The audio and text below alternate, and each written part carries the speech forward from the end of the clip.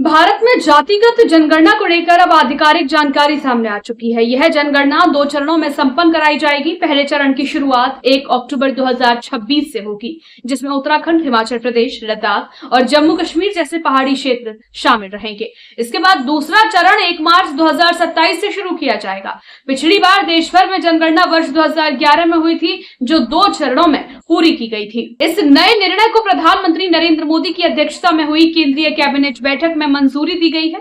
केंद्रीय मंत्री अश्विनी वैष्णव ने इस संबंध में जानकारी साझा करते हुए बताया कि आजादी के बाद से अब तक भारत में जातिगत जनगणना नहीं कराई गई है। उन्होंने कहा कि पूर्ववर्ती कांग्रेस सरकारों ने जातीय जनगणना के स्थान पर केवल सर्वे कराए, जिनका उपयोग कई राज्यों ने अपने अपने राजनीतिक उद्देश्यों की पूर्ति के लिए किया। संविधान के अनुच्छेद 246 के तहत जनगणना केंद्र सरकार के अधिकार क्षेत्र में आती है और यह केंद्रीय सूची की प्रविष्टि संख्या 69 में अंकित है। इसके बावजूद कई राज्यों ने जातियों की स्थिति जानने के लिए अपने स्तर पर जातीय आधारित सर्वेक्षण कराए। कुछ जगहों पर ये सर्वे व्यवस्थित तरीके से पूरे हुए, तो कहीं इन पर पारदर्शिता और उद्देश्य को लेकर सवाल उठे। सरकार की योजना के अनुसार वर्ष 2027 की जनगणना भी 2 चरणों में की जाएगी और इसके लिए जो संदर्भ तिथि निर्धारित की गई है वह 1 मार्च 2027 की मध्यरात्रि होगी। हालांकि बर्फीले क्षेत्रों जैसे जम्मू कश्मीर, लद्दाख, हिमाचल प्रदेश और उत्तराखंड के लिए यह तिथि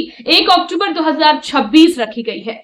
जनगणना अधिनियम 1948 की धारा 3 के तहत इससे संबंधित अधिसूचना संभवतः 16 जून 2025 को राजपत्र में प्रकाशित की। भारत की जनगणना अधिनियम 1948 और जनगणना नियम 1990 के तहत संचालित की जाती है। 2011 की जनगणना में मकान सूचीकरण और जनसंख्या गणना 2 चरणों में अलग अलग तिथियों पर संपन्न की गई थी। वहीं 2021 की जनगणना भी इसी प्रारूप में होनी थी, परंतु कोविड-19 महामारी के चलते इसे टालना पड़ा। उस समय अधिकांश तैयारियां पूरी हो चुकी थी, पर महामारी की गंभीरता